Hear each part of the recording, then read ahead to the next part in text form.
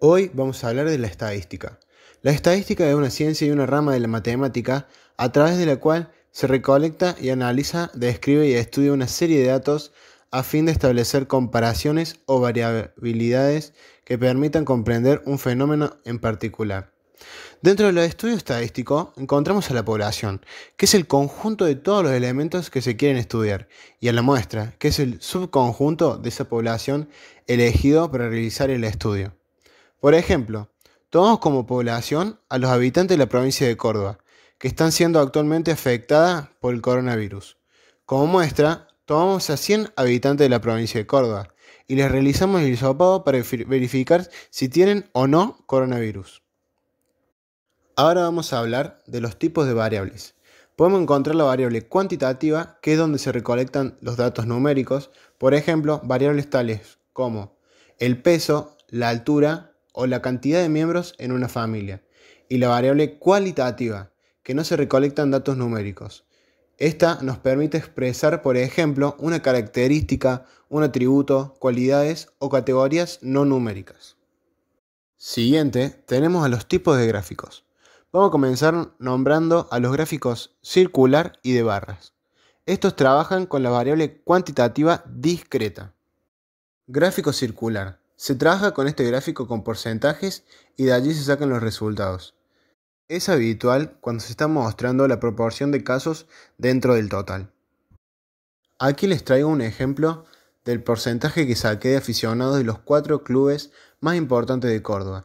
El total de personas es de 112.000, de los cuales 45.000 son de Talleres con un porcentaje del 38%, 35.000 de Belgrano con 30%, 27.000 de Instituto con 23% y 10.000 de Racing con el 9%. Gráfico de barras. Se utilizan datos de números enteros para sacar conclusiones de los resultados y representarlos en barras. Por ejemplo, el siguiente gráfico que arroja los datos de 48 familias y qué tipo de mascota tiene. Por ejemplo, lo que demuestra el gráfico es que en mayor cantidad las mascotas son 17 perros, 12 gatos y 8 hurones. Después de los gráficos anteriores, nombramos el histograma, que trabaja con la variable continua. El histograma es una representación gráfica de una variable en forma de barras, donde la superficie de cada barra es proporcional a la frecuencia de los valores representados. Tenemos de ejemplo la cantidad de pasajeros del Titanic comparando sus edades y logrando encontrar que se destacan las personas con la edad de entre 15 años y los 35 años. Podemos encontrar diferentes situaciones en donde se utiliza la estadística. Por ejemplo, tenemos la participación de mercado de China, Japón, Estados Unidos, la India, entre otros países, y la podemos representar con un gráfico circular mediante porcentajes.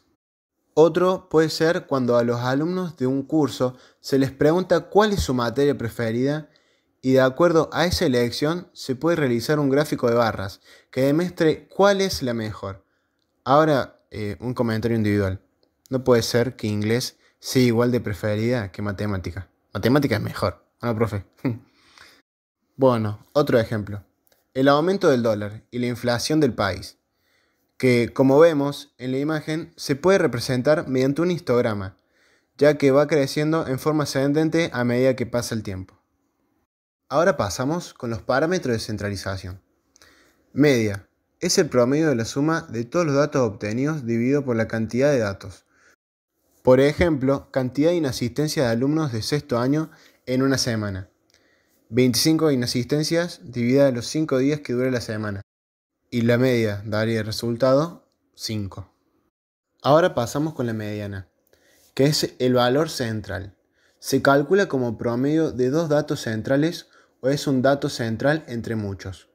Como ejemplo, siguiendo con el ejemplo anterior, que 4 chicos faltaron el lunes, 4 el martes, 5 el miércoles, 4 el jueves y 8 el viernes. Entonces el dato central sería 4. Nos quedaría definir la moda, que es el dato o número que se repite. Si algún dato no se repite, se podría decir que no existe moda. Ahora, por ejemplo, seguimos con los ejemplos pasados y podemos verificar que el número que más se repitió fue el 4, ya que se repite el lunes, el martes y el jueves. Como siguiente, definiremos las características que se tienen que tener en cuenta cuando se hace una encuesta.